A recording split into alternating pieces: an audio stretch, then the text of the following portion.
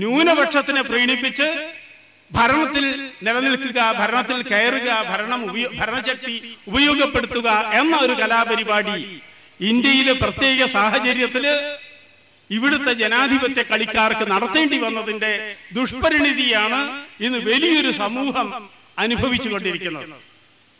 മറ്റ് ജനാധിപത്യ വ്യവസ്ഥകളുണ്ട്. ഇന്ത്യയിലെ ജനാധിപത്യത്തിലെ കെട്ടുനാറിയ ഇന്നത്തെ പലതും ഇല്ലാതാക്കാൻ പറ്റുന്ന വ്യവസ്ഥകളുണ്ട്. ആനുപാതിക പ്രാതിനിധ്യവും ലിസ്റ്റ് സമ്പ്രദായവും ചേർത്തിട്ടുള്ള ഒരു വ്യവസ്ഥ വരികയാണെങ്കിൽ കാലുമാറ്റങ്ങളില്ലാത്ത, കൂറുമാറ്റങ്ങളില്ലാത്ത, പിറവത്തെ ജനവിധി എന്താവുമെന്ന ഉത്കണ്ഠയില്ലാത്ത, ബാലകൃഷ്ണപിള്ളയുടെ പാർട്ടിയിലെ ആഭ്യന്തര ചിഹ്നം എന്തുണ്ടാക്കും എന്ന പേടിയില്ലാത്ത ഒരു സുസ്ഥിരമായ ഒരു ഭരണം ഇവിടെ ഉണ്ടാക്കാൻ ഈ രണ്ടെണ്ണവും കലർന്ന ഒരു ഭരണവ്യവസ്ഥ ഉണ്ടാക്കിയാൽ സാധിക്കും. അതിനെ വിശദീകരിക്കാൻ സമയപരിമിതി മൂലം ഞാൻ തയ്യാറാവുന്നില്ല. എങ്കിലും നമ്മളുടെ മുമ്പിൽ അതിനെപ്പറ്റിയൊക്കെ ചർച്ച ചെയ്താൽ വളരെ കുഴപ്പമാണ്. ഇന്നുള്ള ജനാധിപത്യം പുലരണം എന്നാഗ്രഹിക്കുന്നത് അഴിമതി നടത്താൻ ആഗ്രഹിക്കുന്നവരും ന്യൂനപക്ഷ വിഭാഗങ്ങളെ പ്രീണിപ്പിച്ച് കൂടെ നിർത്തി എക്കാലവും അവരുടെ പിൻബലത്തിൽ അധികാരത്തിൽ വാഴാമെന്ന് കൊതിക്കുന്നവരും മാത്രമാണ്. അഴിമതി എന്നത് ഈ ജനാധിപത്യത്തിന്റെ, ഇന്നത്തെ ജനാധിപത്യത്തിന്റെ സഹജമായൊരു സ്വഭാവമാണ്. 2G സ്പെക്ട്രത്തിനെ പറ്റി നമ്മൾ കേട്ടു. ഒരുപാട് അഴിമതികൾ ഇതിന്റെ കോമ്പല പുറപ്പെട്ടാൽ അവസാനമില്ല. വലിയൊരു നിര തന്നെയുണ്ട്. സ്വാതന്ത്ര്യം കിട്ടി അന്ന് മുതൽക്ക് ഇന്ന് വരെയുള്ള അഴിമതികളുടെ കണക്കെടുത്ത് നോക്കിയാൽ അത് എത്ര എണ്ണാണെന്ന് പറയാൻ പറ്റില്ല. എന്തിന് അഴിമതി നടത്തുന്നു? അഴിമതി നടത്തുന്നത് സ്വന്തം വീട്ടിലേക്ക് അനന്തര തലമുറകൾക്ക് സമ്പാദിക്കാൻ വേണ്ടിയിട്ട് മാത്രമല്ല. ഇവര് അധികാരത്തിൽ കടിച്ചു തൂങ്ങാൻ, അധികാരത്തിലേക്ക് കയറി പറ്റാൻ ഒക്കെ അവിഹിതമായ പണച്ചെലവുകൾ നടത്തേണ്ടി വരുന്നുണ്ട്. സ്വന്തം ലോബിയിലേക്ക് ചേർന്ന് നിൽക്കാൻ തയ്യാറുള്ളവരെ ജയിപ്പിച്ചെടുക്കാൻ അവിഹിതമായ തരത്തിൽ പണം ചെലവാക്കേണ്ടി വരുന്നുണ്ട്. തെരഞ്ഞെടുപ്പ് കമ്മീഷൻ പറഞ്ഞ പരിധിയിൽ ചെലവ് നടത്തിയാലൊന്നും തെരഞ്ഞെടുപ്പിൽ ജയിക്കാൻ പറ്റില്ല. വഴിവിട്ട പല ചെലവുകളും നടത്തണമെങ്കിൽ വഴിവിട്ട തരത്തിലുള്ള പണം വരണം. അതിന് ഓരോരുത്തരും അധികാരത്തിൽ കയറിയാൽ അവന്റെ സ്ഥാനം ഉറപ്പിക്കാൻ അഴിമതിയിലൂടെ സമ്പത്ത് വാരിക്കൂട്ടുകയാണ്. ഈ അഴിമതി, ഈ വ്യവസ്ഥ ഇതേമാതിരി നിലനിൽക്കുന്ന കാലത്തോളം തുടരാതെ നിവൃത്തിയില്ലാത്ത ഒരവസ്ഥയാണ്. അണ്ണാ ഹസാരെയുടെ സമരത്തിനൊക്കെ എതിരായി നിലവിലുള്ള എല്ലാ രാഷ്ട്രീയ പാർട്ടികളും അനുകൂലിക്കുന്നു എന്ന് പറയുകയും സന്ദർഭം വരുമ്പോൾ പ്രതികൂലിക്കുകയും എല്ലാം ചെയ്യുന്നതിന്റെ പിന്നിലെ രഹസ്യം അഴിമതി ഇല്ലാതായാൽ ഇന്നത്തെ ജനാധിപത്യ വ്യവസ്ഥയില് കയറി പറ്റാനും കയറിയിരിക്കാനും ഭരണം നിയന്ത്രിക്കാനും ഒക്കെ പ്രയാസമാണ്. അഴിമതി ഇന്നത്തെ ജനാധിപത്യത്തിന്റെ ഒരു സഹജ സ്വഭാവമാണ്. മറ്റൊന്ന് ന്യൂനപക്ഷ പ്രീണനമാണ്. ന്യൂനപക്ഷ സർക്കാരുകൾ ഇവിടെ ഉണ്ടായിട്ടുണ്ട്. PV നരസിംഹറാവുവിന്റെ നേതൃത്വത്തിൽ ന്യൂനപക്ഷ സർക്കാരാണ് കുറെ കാലം ഇന്ത്യയിൽ ഭരണം നടത്തിയത്. ഇന്നും ഭരിക്കുന്നത് ഒരു തരത്തിൽ പറഞ്ഞിട്ടുണ്ടെങ്കിൽ ന്യൂനപക്ഷ സർക്കാരുകളാണ് സംസ്ഥാനങ്ങളിലും കേന്ദ്രത്തിലുമൊക്കെ. കാരണം 50% വോട്ടൊന്നും കിട്ടണ്ട, പോൾ ജീവിതത്തിന്റെ 50% വോട്ടൊന്നും കിട്ടണ്ട ഒരു സ്ഥാനാർത്ഥിക്ക് ജയിക്കാൻ ത്രികോണ മത്സരവും ചതുഷ്കോണ മത്സരവും സംഘടിപ്പിച്ച് ഒരേ പേരിലുള്ള സ്ഥാനാർത്ഥികളെ ഫീൽഡിലിറക്കി ഒക്കെ വോട്ടുകൾ സ്പ്ലിറ്റ് ചെയ്താൽ ഏതാണ്ട് 30-35% വോട്ട് സ്വരൂപിച്ച ആളുകൾക്ക് അല്ലെങ്കിൽ ഗ്രൂപ്പുകൾക്ക് ജയിച്ചു മുന്നേറാൻ പറ്റുന്ന വികലമായൊരവസ്ഥ ഇന്ന് നിലവിലുണ്ട്. ആ തരത്തിലുള്ള ന്യൂനപക്ഷ സർക്കാരുകൾ ഭൂരിപക്ഷത്തിന്റെ മേലങ്കി അണിഞ്ഞ് ഈ രാജ്യത്ത് പരിരസിക്കുന്ന ഒരു സാഹചര്യം നിലവിലുണ്ട്. മറ്റൊന്ന്, വോട്ട് ബാങ്കുകൾ സ്വന്തമായുള്ള കണ്ണും ചെമ്പി മതമേലധ്യക്ഷൻ പറയുന്നിടത്തേക്ക് വോട്ട് ചെയ്യാൻ തയ്യാറുള്ള, വിവേചന ശക്തി ഉപയോഗപ്പെടുത്താതെ നിൽക്കാൻ തയ്യാറുള്ള വോട്ട് ബാങ്ക് വിഭാഗങ്ങള് അവരെ മൊത്തത്തിൽ കിട്ടാൻ എളുപ്പമാണ്. ചില സൗകര്യങ്ങൾ മേൽത്തട്ടിൽ വിലപേശിയാൽ വലിയ വോട്ട് ബാങ്ക് സ്വന്തം പിന്നിലേക്ക് കിട്ടും രാഷ്ട്രീയ നേതാക്കന്മാർക്ക് എന്നതുകൊണ്ട് വോട്ട് ബാങ്ക് രാഷ്ട്രീയം, ന്യൂനപക്ഷ പ്രീണനത്തിന്റെ രാഷ്ട്രീയം ഈ ജനാധിപത്യ വ്യവസ്ഥയിലെ അവിഭാജ്യമായൊരു ഭാഗമായിട്ട് തുടരുകയാണ്. ഇതൊരു ഭാഗത്ത് നടക്കുമ്പോൾ മറുഭാഗത്ത് പറയുന്നത് ഈ രാജ്യം സെക്യുലർ ആണെന്നാണ്, മതേതരമാണ്. മതേതരമായ ഒരു ഖജനാവ് നമ്മൾക്കുണ്ട്.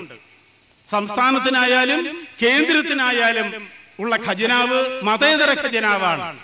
ആ മതേതര ഖജനാവിലേക്ക് ഒഴുകുന്ന പണം മതവിശ്വാസിയായ ഹിന്ദുവിന്റെ പണമാണ്.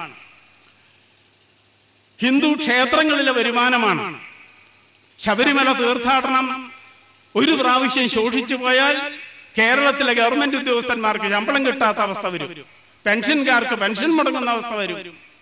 കേരളത്തിന്റെ ഖജനാവിലേക്ക് ഒഴുകുന്ന കോടാനുകോടി രൂപ ശബരിമല തീർത്ഥാടകരുടേതാണ്.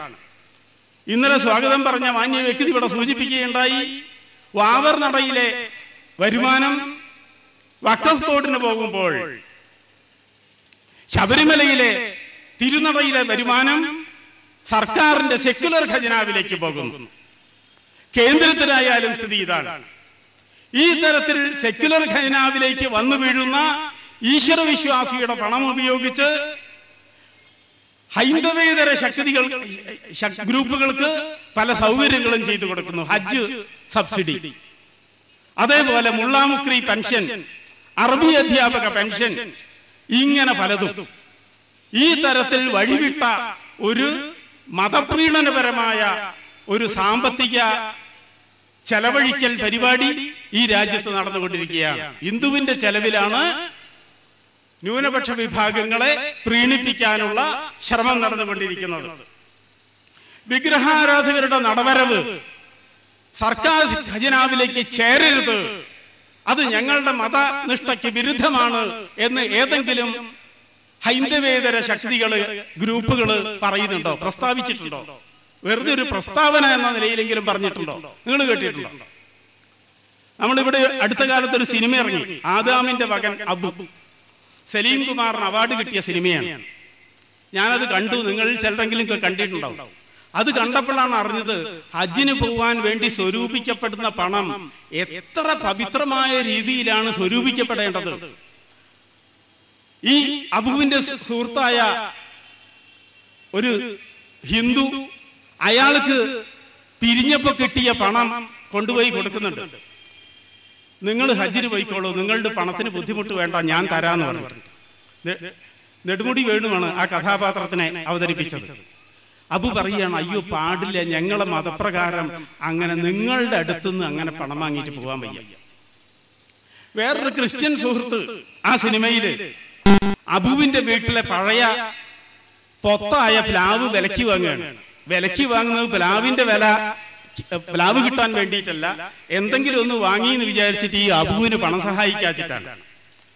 കൂട്ടത്തിൽ പറഞ്ഞു പോയി, പൊത്താണ് പ്ലാവ് എന്ന്. ഉടനെ അബു പറഞ്ഞു, പൊത്തായ പ്ലാവിന് ഇത്ര വലിയ പൈസ തരണ്ട, ഇതാ പണം തിരിച്ചോളൂ.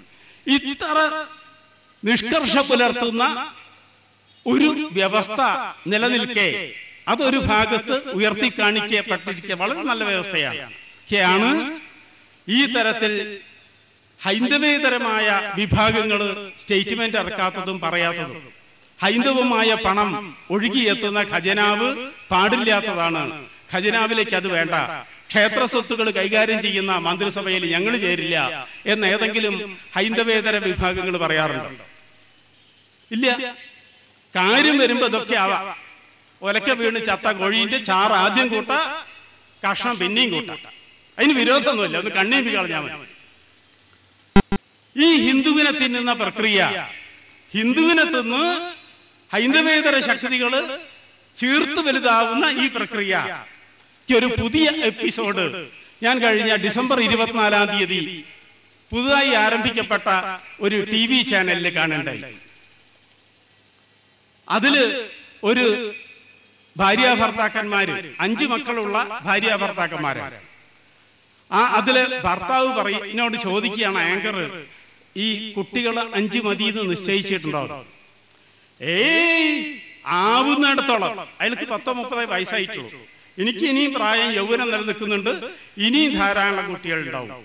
അത് ഞങ്ങളുടെ മതത്തിന്റെ ഒരു കാര്യമാണ്, ദൈവത്തിന്റെ ഒരു അനുഗ്രഹമാണ് കുട്ടികളായി വരുന്നത്. ദൈവാനുഗ്രഹം ഞങ്ങൾ നിഷേധിക്കില്ല. അപ്പൊ ആങ്കർ ഭാര്യനോട് ചോദിച്ചു, ഈ ഭർത്താവ് പറഞ്ഞ സംഗതിയോട് നിങ്ങൾ പൊരുത്തപ്പെടുന്നുണ്ടോ? എന്താ സംശയം, ഞാനും പൊരുത്തപ്പെടുന്നുണ്ട്. പരമാവധി പ്രസവിക്കാൻ റെഡിയായിട്ടുള്ള ഒരാള് ദൈവത്തിന്റെ പേരിൽ. ഇത് നടക്കുന്നത് ഭരണഘടന പ്രഖ്യാപിച്ച കുടുംബാസൂത്രണം മാർഗനിർദ്ദേശ രേഖയിൽപ്പെടുത്തിയ ഭരണഘടന നിലവിലുള്ള രാജ്യത്താണ് കുടുംബാസൂത്രണത്തിനെതിരായ പരസ്യമായ പ്രഖ്യാപനം നടന്നുകൊണ്ടിരിക്കുന്നത്. കന്യാകുമാരി ജില്ലയിൽ 1980-82 കാലത്ത് അവിടുത്തെ ഒരു സംഘടന പ്രഖ്യാപിച്ചു 10 പ്രസവിക്കുന്ന അമ്മയ്ക്ക് വീരത്തായി പട്ടം കൊടുക്കുന്നു. അതിന്റെ പേരിൽ എന്തുമാത്രം ലഹളയാണ് ഈ നാട്ടിൽ നടന്നത്, എത്രമാത്രം ഘോരഘോരമായ പ്രസംഗങ്ങളാണ് ഈ നാട്ടിൽ നടന്നത്. അതിനെ ഭത്സിച്ചുകൊണ്ട് പരിഹസിച്ചുകൊണ്ട് അത് ഭരണഘടനാ വിരുദ്ധമാണ് എന്ന് പറഞ്ഞുകൊണ്ട് പ്രസംഗിച്ചു കൂട്ടിയ ആളുകളുള്ള നാട്ടില് ഈ തരത്തിലുള്ള പ്രചരണങ്ങൾ നടക്കുമ്പോൾ മിണ്ടുന്നില്ല. മറ്റൊരു കഥ ജനുവരി മാസം 1-ാം തീയതി മാതൃഭൂമി കൂടി നമ്മൾ വായിച്ചു. ഏറ്റവും പോസിറ്റീവായ ഒരു വാർത്ത ഏതെങ്കിലും ഒരു ദിനപത്രം എന്നെങ്കിലും പുറത്തിറക്കിയിട്ടുണ്ട് ഫ്രണ്ട് പേജിലെങ്കിൽ അത് ജനുവരി 1-ാം തീയതി മാതൃഭൂമിയാണ്. എത്ര പ്രശംസിച്ചാലും മതിയാവില്ല. പഞ്ചരത്നങ്ങളുടെ അമ്മയെക്കുറിച്ചുള്ള കഥയാണ്. 5 മക്കളാ, അവർക്കും 5 മക്കളാണ്. ഒറ്റ പ്രസവത്തിൽ 5 മക്കളാണ്. 5 പ്രസവത്തിൽ 5 അല്ല, ഒറ്റ പ്രസവത്തിൽ 5 മക്കളുണ്ടായ ഒരു കുടുംബം.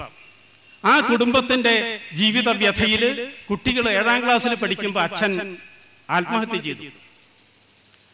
ഹൃദ്രോഗിയായി മാറിയ അമ്മ ഈ കുട്ടികളെ വളർത്തി ആ കുട്ടികൾ ഇന്ന് 10-ാം ക്ലാസ്സിലെത്തി നിൽക്കുന്നു എന്ന ഭാവാത്മകമായ വളരെ പോസിറ്റീവായിട്ടുള്ള ഒരു കഥ അന്ന് ഫ്രണ്ട് പേജിൽ പ്രധാന വാർത്തയായിട്ട് പുതുവത്സര ദിനത്തില് മാതൃഭൂമി പുറത്തിറക്കി. ആ അമ്മയുടെ ദാരുണമായ മുഖം, ആ അച്ഛൻ മരിക്കാനിടയായ വിമ്മിഷ്ടപ്പെട്ട സാഹചര്യം നമ്മളുടെ മുമ്പിലുണ്ട്.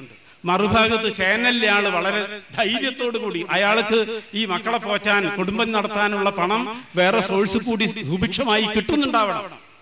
ഈ കിട്ടാത്ത ആള്, കിട്ടാൻ വഴിയില്ലാത്ത ആൾ ആത്മഹത്യ ചെയ്തു.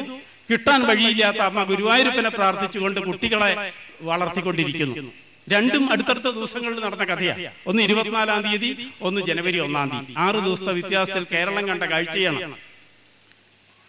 വളരെ അപകടകരമായ ഈ ജനാധിപത്യത്തിന്റെ പേരില്, വോട്ട് ബാങ്കിന്റെ പേരില്, പ്രീണിപ്പിച്ചു നിർത്താനുള്ള കൗതുകത്തിന്റെയും താല്പര്യത്തിന്റെയും പേരില് ഇവിടെ ഹിന്ദുവിന് വളരെ ഭീഷണികൾ നടന്നുകൊണ്ടിരിക്കുകയാണ്.